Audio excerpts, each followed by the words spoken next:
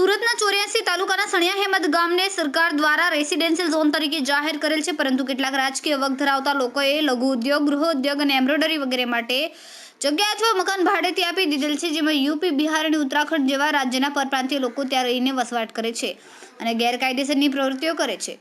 રહેણાંક વિસ્તારનો કોમર્શિયલ તરીકે ઉપયોગ કરવામાં આવતા ગ્રામજનો હાઈકોર્ટમાં રીટ પિટિશન દાખલ કરી હતી, જે બાદ સરકારી અધિકારીઓને નોટિસ ફટકારવામાં આવી અને ગેરકાયદેસર બાંધકામ દૂર કરવામાં આવે તેવી નોટિસ આપવામાં આવી, પરંતુ અધિકારીઓ હાઈકોર્ટની નોટિસને દોડીને પી ગયા હોય તેમ આજ દિન સુધી કોઈ પણ પ્રકારની કાર્યવાહી કરવામાં આવી નથી, જેના કારણે અધિકારીઓની કામગીરી ચોક્કસથી શંકાના દાયરામાં જોવા મળી રહી છે.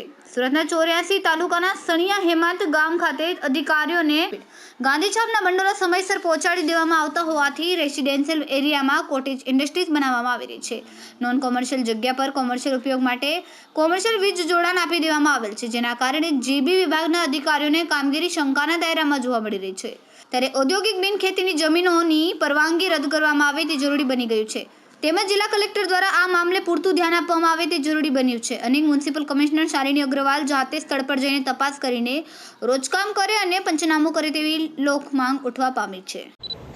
શું માંગણી છે તમારી અત્યારે? અમારે આ ઇન્ડસ્ટ્રીયલને બંધ કરાવવા માટેની માંગણી છે, જે પ્રદૂષણને એ બધું પણ અટકાવવામાં જરૂર છે. અગાઉ કોઈ રજૂઆત કર્યો છે તમે? પહેલાં કરેલી